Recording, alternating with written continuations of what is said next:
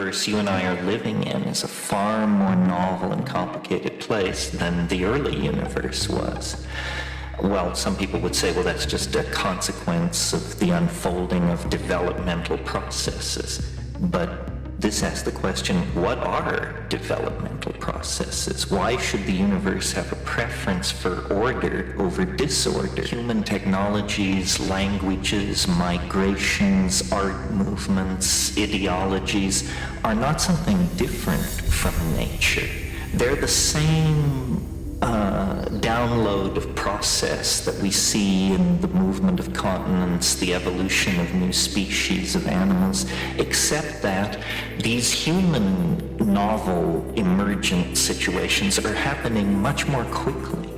So I see the cosmos, if you will, as a kind of novelty-producing engine, a kind of machine which produces complexity in all realms, physical, chemical, social, whatever, and then uses that achieved level of complexity as the platform for further complexity.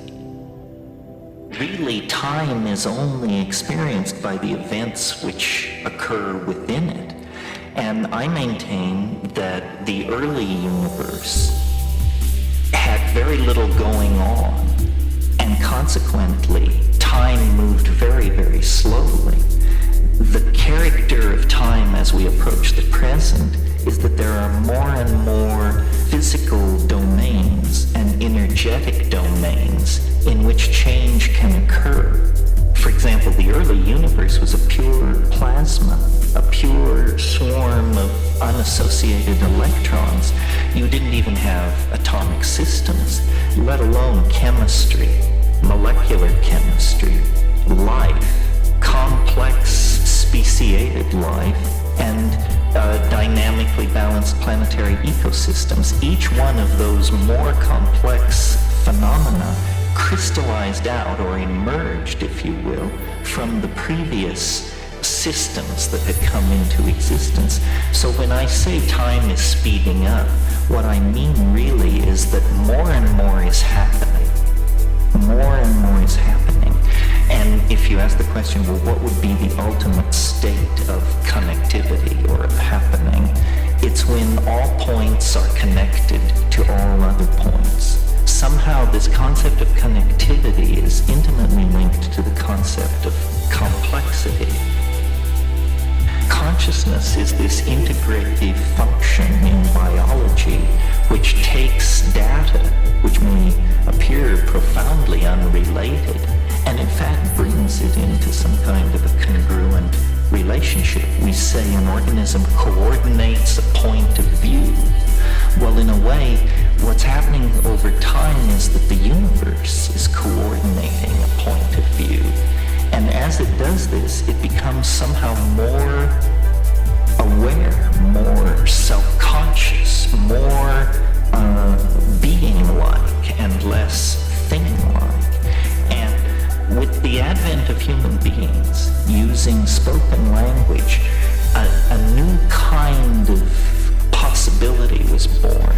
It's called epigenetic change. In other words, change which is not about genes, but which is about languages, customs, behaviors of human beings. Epigenetic change reaches its dramatic culmination in speech, writing, and communication of all sorts.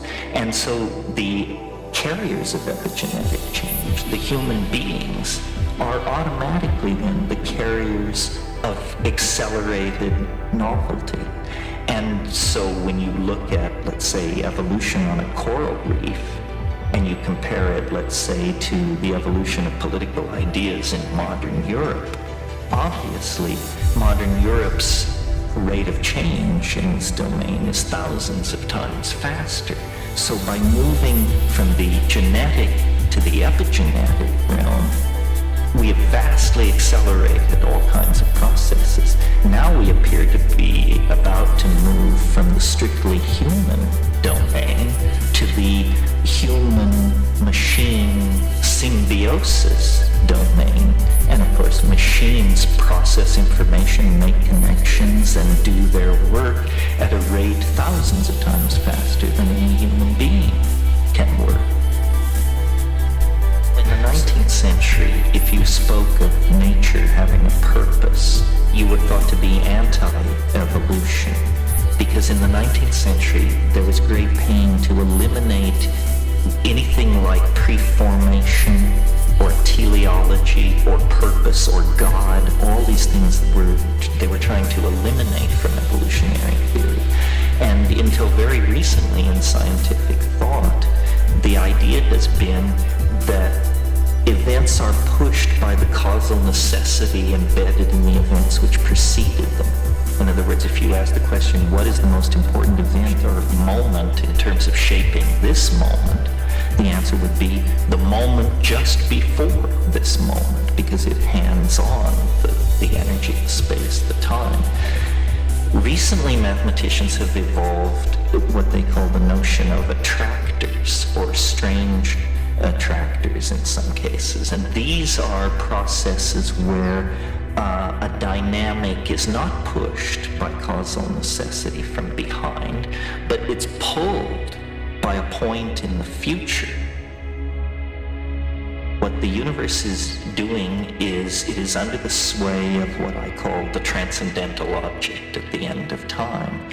And that is this domain of hyperconnectivity, that it would be perfect novelty. And all nature aspires for this state of perfect novelty. You could almost say that nature abhors habit, and so it seeks the novel by producing various kinds of phenomena at every level in biology, chemistry, and society. Because, science tells us that we're the products of a cosmic accident. We're at the edge of an ordinary galaxy in an ordinary star system, and we're damn lucky to be here. And that's it. That's our place, a very existential notion of our place in the cosmos. But if you take this other point of view, that process is under the influence of an attractor, and that the value the attractor is maximizing is novelty, then suddenly, for the first time in 500 years, human beings are moved back to the center of the stage, because we are the most novel thing on this planet. We are everything biology is, plus technology, language, politics, philosophy, art, so forth and so on. So suddenly human beings become important, not mere cosmic witnesses to a meaningless cosmos, but the cutting edge of a cosmos that glories in order and is moving toward higher states of order. And at the present moment, we are the carriers.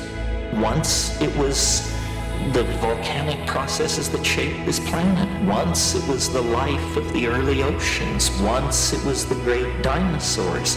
But today, humanity represents the cutting edge of complexity and this process of moving toward complexification. So without invoking God or any sort of myth, you give meaning to human life. What is man's purpose? To advance and preserve novelty. The purpose of being a human is to complexify reality even more, to hand on a more diverse, more complicated, more multifaceted universe to our children. For some time now, we've been involved in building complex prostheses, which we call machines and computers. They are part of us. We don't perceive them as part of us because we identify with the flesh and exteriorize the fabricated metal. But in fact, they are a part of us as much as our political systems, our agriculture production systems, so forth and so on. So the animal body has reached the limits of its evolutionary ability. The degrees of freedom accessible to us are so multifarious that we can actually appreciate for the first time our circumstance. And our circumstance is awe-inspiring. I mean, we are about to take the step out of matter. The planet is on a collision course with the most profound event it's possible to imagine. The freeing of organic life from the chrysalis of matter. For 1 billion years there's been life on this planet, but never life that could step outside of matter. But this is obviously what's in the cards, and we are privileged to be central to that event. People have said to me, well, don't you find it a little strange that such a momentous event would occur in human history? After all, human history is 10,000 years wide. The planet is 5 billion years old. Pretty unusual coincidence that human history would be happening when this cosmic event happened. No, that's completely wrong. Human history is being caused by the nearby presence of this event. In other words, if you think of the event as something which has shells of influence, some of its shells of influence reach so far back in time that they drag life out of the primitive oceans. Some of its shells of influence reach so far back in time that they define the emergence of the hominid line out of the higher primates. Some shells reach back to Egypt, some to medieval time. As you approach the present, it becomes stronger and stronger, but I would argue that the presence of human civilization on this planet is the strongest evidence we have that matter and organizational processes are about to make some kind of a leap to a new order of being. What history is the 25,000 year transition zone. Before you enter the zone, you're an animal. After you leave the zone, you're a god. Well, the main reason physicists are not friendly to a progressive concrescent model like this is because you would have to give credit to biology for being a stage higher than chemistry, and you would have to give credit to human history as a stage higher than biology. And physicists study physics. If you study physics, there is no biology. You don't have to deal with issues of biology when you study physics. I mean, there is something called biophysics, but it's not well received in physics or biology. So physicists tend to discount biology. Even though life on this planet is 4.83 billion years old, physicists just discount it. They call it an epiphenomenon. Well, then when you talk to sociologists, they give no credit to physics. Science has compartmentalized nature in order to analyze it, and there is no theory of nature as such. And that's really what I'm offering. I'm offering a theory which covers physics, chemistry, geology, biology, sociology, linguistics, the whole thing. In other words, not saying man is some special category, not saying that we need artificial divisions, but that over the entire domain of known phenomena, this tendency to complexify through time, A, and B, faster and faster, can be discerned. We need a theory of everything. Physics talks about theories of everything, but none of these theories of everything address biology, let alone sociology, linguistics, and the phenomenon of human being. Novelty is not necessarily good or nice. Novelty is complex. That's what it is. And so I see really a concatenation of tendencies and forces here at the end. It's only going to get weirder. The level of contradiction is going to rise excruciatingly even beyond the excruciating present levels of contradiction. I think it's just going to get weirder and weirder and weirder, and finally it's going to be so weird that people are going to have to talk about how weird it is. And at that point, novelty theory can come out of the woods, because eventually people are going to say, what the hell is going on?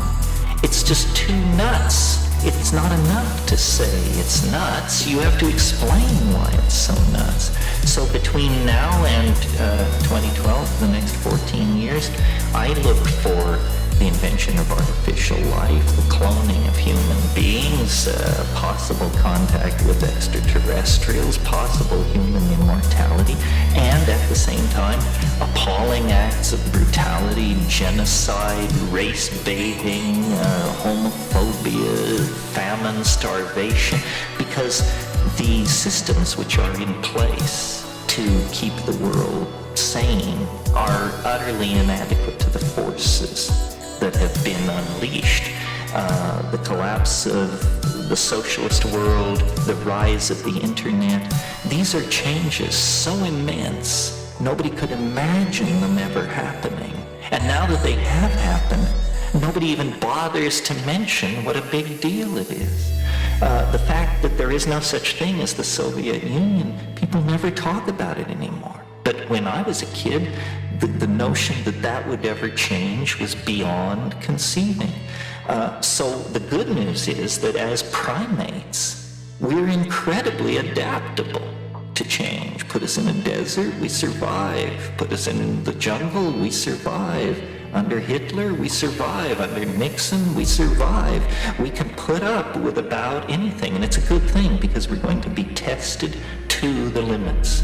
And this is why the right wing is so alarmed, because what they see going on is the breakdown of all tradition, all order, all sanctioned norms of behavior. And they're quite right that it's happening. But they're quite wrong to conclude that it should be resisted or is somehow evil. The mushroom said to me once, it said, this is what it's like when a species prepares to depart for the stars. You don't depart for the stars under calm and orderly conditions. It's a fire in a madhouse. And that's what we have, the fire in the madhouse at the end of time. This is what it's like when a species prepares to move on to the next dimension. The entire destiny of all life on the planet is tied up in this. We are not acting for ourselves or from ourselves. We happen to be the point species on a transformation that will affect every living organism on this planet at its conclusion. The great watershed difference between the archaic understanding and what is called scientific materialism is the archaic mind understood, in fact perceived, that nature is conscious. Nature is alive. Nature is an organism full of intent. The goal of the archaic mind is to connect with, communicate with, and align itself to this greater Gaian holism, which is sometimes called nature, the great spirit, the realm of the ancestors. But this is what the archaic mind understood and was comfortable with, and in fact it is true. Our own decision to view the universe as dead, as inanimate, as unintelligent, allowed us, permitted us to dissect it, to use it, and deny its validity outside of human purpose. Now the consequences of living like that is coming back to haunt us. You know, we have almost destroyed our home. We have almost cut the earth from beneath our own feet. So this impulse toward the Gailanic and the archaic is a survival instinct at this point. We must give reverence and credence to nature and nature's methods, because no other methods will allow us to work our way out of the present mess we're in. High temperature, high energy resource extraction, commodification, mega agriculture. We're at the end of the rope for these things. So the archaic holds answers, but it only holds answers if we are willing to think of the universe as a living, intelligent entity with which we are in partnership, not set against, but that in fact we are a part of a morphogenetic intent and an unfolding reality that is larger than human understanding. Imagine larger than human understanding.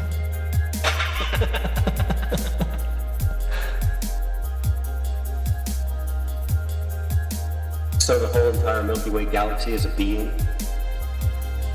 Well, it's an organism, yes. And the galaxy is a kind of an organism. You could think of it as a fractal resonance with the cell. The galaxy has a nucleus of very dense material where very mysterious processes are going on. Then it has a cytoplasmic envelope of stars and gas clouds that surround that core. And then it is an individual, very distinctly defined by the vast emptiness that lies between it and the next galaxy. Yes, I think nature builds by fractal intent, and that all organisms have a core and then a deployed surround, whether we're talking about the cell, the solar system, the Earth, the galaxy. In the process of the conservation of novelty, structures are created with cores that are more complex than their outlying neighborhoods. To my mind, a galaxy hanging in space is a picture of the time wave. Every star is a data point in an enormous computer simulation of the novelty wave. That's why it has that spiral structure. You know, scientists are very puzzled that the galaxies don't fly apart. They don't seem to have enough mass that their gravitation should hold them together. And there's been a lot of talk about dark matter or some missing factor. Well, the missing factor is novelty. The galaxy stays together because the galaxy wants to be a galaxy.